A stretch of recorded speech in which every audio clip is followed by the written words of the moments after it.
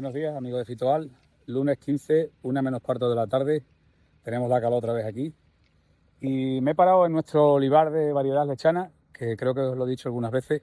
Fue el primer olivar o la primera finca que se plantó propiamente dicha de esta variedad creo que en Extremadura. No, creo no, afirmo que en Extremadura. Hay una prueba muy interesante que se hizo en una finca, y que se está haciendo, porque me consta que Celcicités y la propiedad siguen colaborando para seguir haciendo un estudio comparativo de distintas variedades en secano, en una finca de la Albuera, y en esa finca se hizo una plantación a modo de prueba experimental de distintas variedades para ver cómo se defendían en secano. Pero bueno, a raíz de, de la presentación que nos hizo Agromillora en su momento, hablamos de 2021, pues particularmente yo creía en la variedad, pensé que era una variedad por lo que nos habían explicado y por lo que yo pude leer, con los parentales lechinos, que es como una especie de acebuche italiano, es decir, una planta súper rústica y con una capacidad de soportar el estrés hídrico muy grande. Una mezcla entre lechino y arbosana, pues no podía dar nada malo, y sobre todo para secano, y sobre todo para nuestros suelos, que unos más y otros menos, todos contienen arcilla, que como sabéis es el tipo de suelo que más capacidad tiene de retención de agua. Entonces, bueno, ahora todos hablamos mucho de la lechana, que es una variedad óptima para el secano. Yo no voy a decir lo contrario porque os he dicho muchas veces que para mí lechana junto con oliana y, en fin, y otras variedades convencionales tipo coronequi, etcétera, me parecen variedades muy interesantes para el secano porque ya os he dicho que la rusticidad, la capacidad de enraizamiento y sobre todo la característica de soportar el estrés hídrico, creo que es una característica fundamental para cultivar el olivo en seto de secano con todas las garantías. Y por supuesto, una característica que no podemos olvidar es que el tamaño de fruto tiene que ser genéticamente grande. ¿Por qué? Pues porque para soportar el agostamiento de la planta, el fruto tiene que poder prestarle algo a la planta cuando la necesite.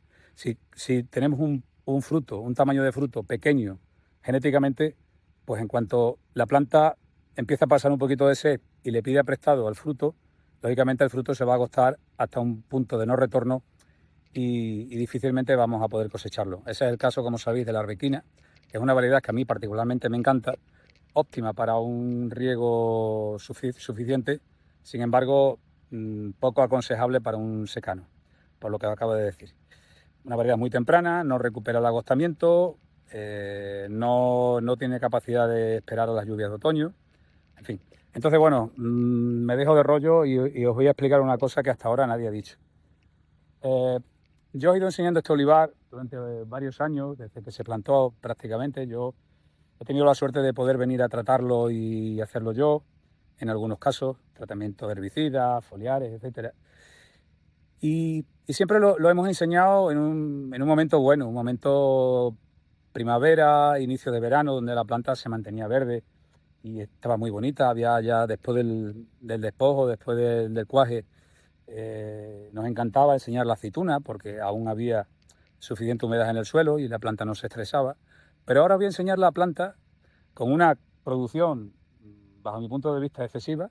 Pero bueno, hay que contar con ello. Estamos hablando de un parental arbosana y hay que contar con que esta planta probablemente sea algo becera, que se podrá corregir con la poda, en fin, de alguna u otra forma, pero genéticamente muy frutera.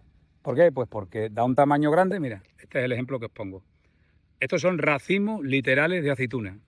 O sea, de cada yema pues tenemos 5 frutos, 3 frutos, 4 frutos, 5 aceitunas, en fin. Esto no es la arbequina. Esto es una planta muy productiva. Aquí la podéis ver, son racimos. Bueno, esta yema tiene 5 buenas aceitunas, 4, 5, en fin. Aquí podéis ver. Pero ¿qué pasa? Que es una variedad que sufre como sufre cualquier planta de secano en esta fecha, después de haber soportado unas temperaturas extremas durante pues varios días, un par de semanas, sobre todo en agosto, que fueron criminales. Luego hemos tenido unas temperaturas bastante suaves y esta semana pues vuelve el calor y va a coger a la planta muy estresada. veis que la carga de frutos es realmente sorprendente, ¿eh? Plantación, como sabéis, 2021, ya os he enseñado muchas veces el vídeo. Mira, este olivo, por lo que sea, ha parido menos aceitunas y está más verde. ¿Veis? Ha estado brotando incluso en verano. ¿Veis? Fruto más grande, olivo menos estresado. Aquí tenéis uno estresado y uno sin estresado. Este color amarillo, eh, amarillento, característico de la arbosana, por otra parte, nos da a entender de que la planta tiene mucha capacidad, la propia planta tiene mucha capacidad de aguante. ¿Por qué? Porque el color amarillo significa nada más y nada menos que la planta se está sacrificando parte de los nutrientes que tiene en su vegetación para ponerlos a disposición del fruto. Ahora la planta está trabajando para el fruto. Cuando ya la capacidad de absorción de humedad y nutrientes por parte de las raíces se limita por el estrés hídrico, pues tira de la vegetación. La gran diferencia, es decir, que no pensemos que la lechana no es una planta que se estresa como cualquier otra, ni más ni menos, o si cabe más. Lo que sí es cierto es que la lechana tiene una enorme capacidad de soportar el estrés hídrico. ¿Por qué? Porque estamos ya en septiembre, no ha caído una gota hace bastante tiempo. Sí es verdad que tuvimos un otoño, marzo. Después de marzo ha llovido realmente poco. La humedad de marzo en algunos casos ya ha desaparecido o va desapareciendo. Con la densidad de olivo que tenemos aquí en este olivar, pues es normal que el olivo pase sed. Pero si os dais cuenta, desde el vídeo os va a costar daros cuenta, pero no he visto ni una sola aceituna agostada. Como veis, la hoja va perdiendo color, va sacrificando parte de sus nutrientes para seguir alimentando el fruto. El calibre del fruto es el que es, bastante hace la planta con mantenerlo. El que tiene mucho más, veis que este olivo está como un poco achumbado porque tiene mucha cantidad de fruto, pues evidentemente tiene menos calibre. La planta está más estresada, veis que el color amarillento predomina. La planta, como es sabia, pues empieza a sacrificar hojas basales, quiere decir que son hojas que en un futuro la planta no va a necesitar. La reserva la va guardando en las yemas apicales, en la vegetación apical, que es por donde realmente tendrá que volver a brotar el año próximo, con lo cual nos garantizamos de nuevo cosecha. Y es una planta que, como digo, sufre como pueda sufrir otra, o quizás menos que la arbequina, para que veáis. Claro, diréis, coño, si la arbequina sufre menos el estrés hídrico porque es más vigorosa, pues será mejor. Pues no, porque si os asomáis a los olivos arbequinos con una carga incluso inferior a esta, ya veréis que la mayoría de los frutos están agostados, es decir, que están arrugados. Si no llueve en septiembre o durante la primera semana de octubre, ese fruto ya no vayas a buscarlo, que ya no es viable. Sin embargo, esta plantita que veis aquí, tan estresada, tan frutera, a día de hoy no tiene ni un solo fruto agostado, ni uno. No se ve un solo fruto arrugado. Y esa es la gran ventaja de plantar lechana en secano. Es decir, en las peores circunstancias, en los peores años con menos pluviometría, la planta soporta tanto o tiene tal capacidad de preservar el fruto que aunque llueva a últimos de octubre, como llovió el año pasado, que llovió bastante tarde en otoño, pues esta planta tiene una gran capacidad de recuperar luego y volver a hidratarse, terminar de madurar el fruto y generar una cosecha digna tanto en kilos como en kilos de aceite, como en rendimiento. Así que no nos cuenten historias, que es una planta que sufre como cualquier otra, pero precisamente su principal característica es que tiene mayor capacidad de sufrimiento, vamos a llamarlo así. Técnicamente podríamos decir soportar el estrés hídrico, pero vamos, nosotros nos entendemos mejor de esta forma. Cuanto más aceitunas tiene, veis que la planta sufre más, hasta el punto de que cuando pierde el color, pues ya tira de las hojas basales. Segundo paso, como veis. Las tira al suelo.